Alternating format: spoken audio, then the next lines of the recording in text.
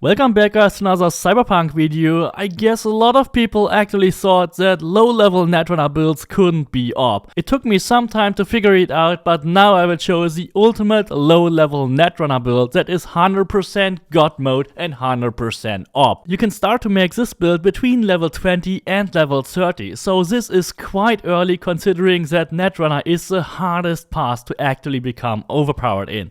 No matter if you want to play stealthy or all in guns and blazing, this build will be crazily OP and it will feel like it is actually an ultimate max level Netrunner build. You can literally take on and fight the police almost endlessly without taking any serious damage. And since we are so low level, this build can be made without even owning the DLC. Only when max stacks are kicking in, things are getting a bit tougher, so you will have some hard time to fight max stack if you are only between level 20 and 30, but you can do it and beat them even on very hard difficulty. But you can of course also take a car at any time and just run over them. With this build you will have more fun than ever playing a low level Netrunner, and you will forget all the struggles you had. If you want to increase your level and become even more powerful, I would definitely recommend you to do all the Delamain quests, which give you a ton of XP just for a little exploration, or the Beat on the Brats, which also give you a lot of XP, and they can be done all quite early thanks to the new level scaling. Make sure you always go for the highest bet because you will need a lot of money for making this build. One of the main reasons for this build being so OP so early is that we will use a legendary cyber deck so that we are able to use the legendary Synapse Burnout, because only with a legendary Synapse Burnout we are able to increase our overclock duration. With a chain of ping, Synapse Burnout and System Collapse, you will also be able to reach the highest possible damage. Something incredibly crazy is the new counter shell hack, because whenever you lose a lot of health, you will get 100% crit chance and 75% mitigation strength. And since you will always lose a lot of health when you use a quick hack during overclock, this is always being triggered and making you almost permanently invincible. This alone eliminates all the weakness of being a low level Netrunner, but we will even add the infinite automatic healing on top of it. If you combine Blood Pump and Biomonitor with the Borrowed Time perk from the tech tree, you will always get a free Blood Pump shot whenever you make a kill at low health. This is instantly used and always prevents you from dying. In order to get the legendary cyber deck so early, you have to have around 250 epic components and 200,000 eddies in your bank. Then you can simply go to any Ripper dock and buy the epic version of the Tetratonic Rippler Mark IV. You will need 75 epic components to upgrade it to tier 4+, and then you will need 37 legendary components to upgrade it to legendary status. First you should check how much legendary components you may already have, and then you go to the crafting tab, use your epic components to craft all the remaining missing legendary ones. For 5 epic components you can craft one more legendary component. Then you can upgrade your cyber deck to legendary status. This is how you can get a legendary cyber deck very early without being able to buy one. But now we are still missing the quick hacks. For that you should travel to the Netrunner shop near Betty's Hotel in Pacifica. This Netrunner shop sells you a crafting spec for crafting epic Netrunner components and a crafting spec for crafting legendary Netrunner components. You should also buy the legendary Synapse Burnout crafting spec. Synapse Burnout will cost you 12 legendary quick hack components, so you should first craft 12 legendary quick hack components by using your legendary crafting spec, and then go to the Synapse Burnout crafting spec and craft the Synapse Burnout quick hack. This is the best way to get high level quick hacks. Then you go to your quick hack menu and equip your legendary Synapse Burnout. Now we are only missing one of the most powerful weapons you can use as a Netrunner, which is the Yinglong. The Yinglong can be found in an organized crime location in Haywood. After beating the boss of this location, he will drop the crafting spec for the Yinglong. Go to the crafting menu and use your remaining epic components to craft the Yinglong, and if possible even upgrade it.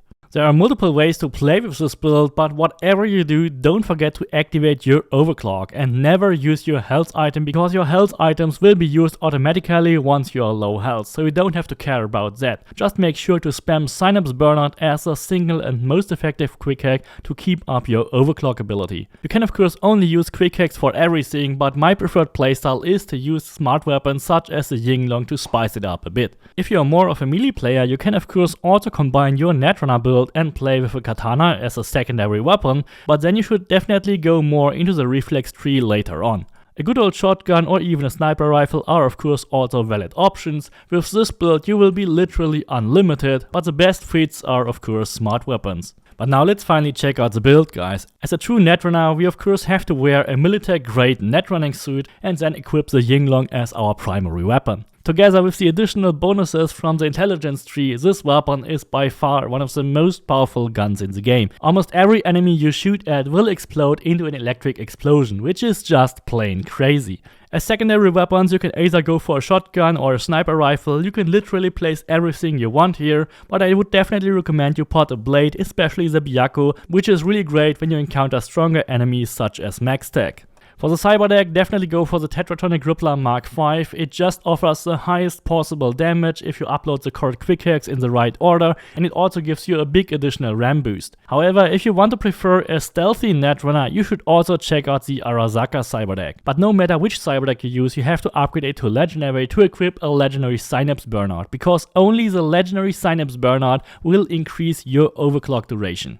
Depending on how many quick hack components and how much money you have, you can of course equip more quick hacks. I have equipped Ping, Cyberware Malfunction, Short Circuit, Sonic Shock, System Collapse and Synapse Burnout. If you put Synapse Burnout in your final and last slot, then it will be the first in your list.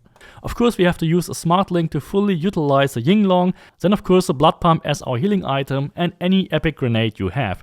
Also don't forget to equip an eyewear that reduces your quick hack upload time. You can get Netrunner specific gear and even the netrunning suit in any of the Netrunner shops.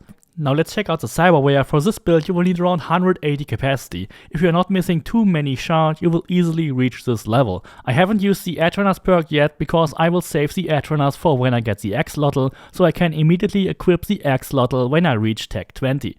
The most important cyberware in our build, which you should not change, are of course the operating system, the biomonitor and blood pump combo, and all the stuff that is here on the left, which will increase our mitigation chance and the mitigation strength. With these 4 items on the left plus the reflex tuner, you will become completely invincible. As already shown, you should definitely go for the Axolotl once you reach Tech 20 and you have the needed capacity, and then of course you can also go for the Bioconductor, but I would definitely go for the Axolotl first, and the Bioconductor is not really needed because you will one-shot everyone anyway with your quick hacks on this level. The Biomonitor and even the COX-2 Optimizer from Phantom Liberty is something you can equip later when you really want to go after max tech. The Axolotl on the other hand is more important because it will also help you keep up your overclock.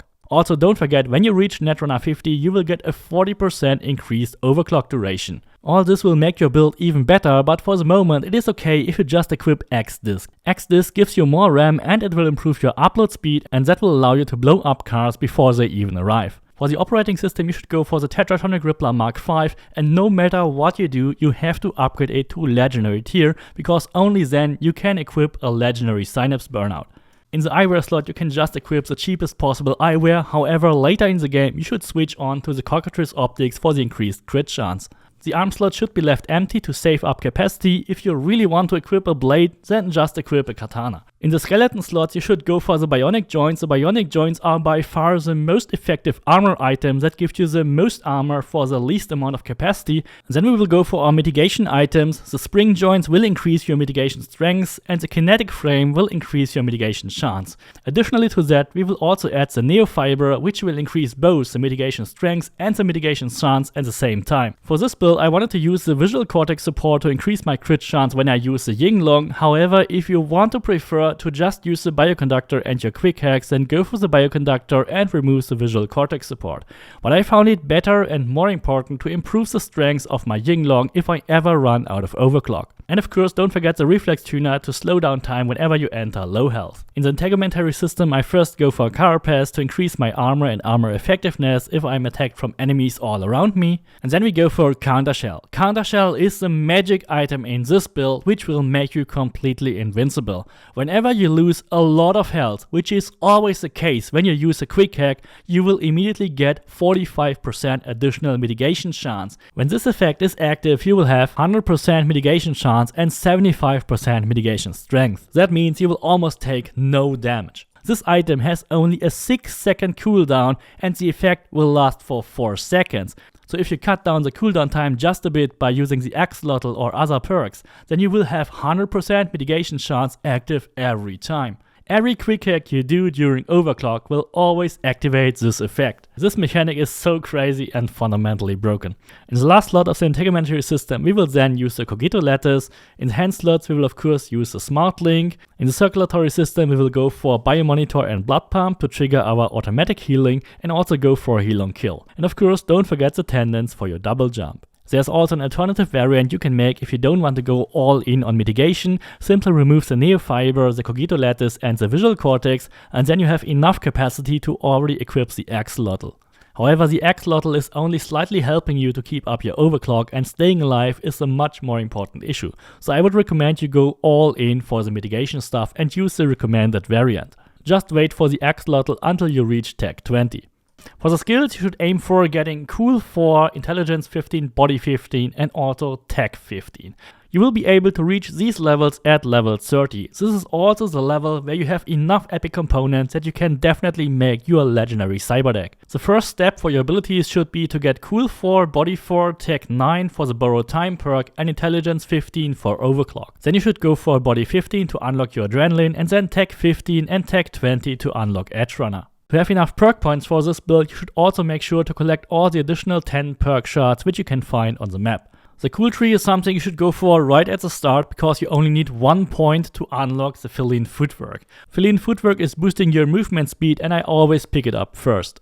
Since this is a Netrunner build, the intelligence tree is really crowded. We will start with optimization and proximate propagation to reduce our RAM cost, then go for embedded exploit, which will crazily improve your damage if you upload the quick hacks in the correct order, and also get the additional damage boosts here on the side, and then of course go for overclock and everything that improves your overclock ability. Getting overclock is one of the first priorities you should aim for when making a Netrunner build. The Blood Demon perk, however, is far weaker and you should not even use it in a low level Netrunner build. You won't even have enough RAM to upload more than 1 quick hack to most of your enemies, so having Blood Demon is a rather useless perk, especially on lower levels. In the left tree we'll go for Eye in the Sky and the explosion damage to increase our car explosion damage. Then we go for Hack Q and Data Recycler to enable at least 1 additional quick hack and also get the RAM back when we use it. Car Hacker is of course a must have to blow up all the police cars and also definitely improve your smart guns. Go for Acquisition Specialist, and especially the recirculation perk is great to refill your RAM if you run out of overclock.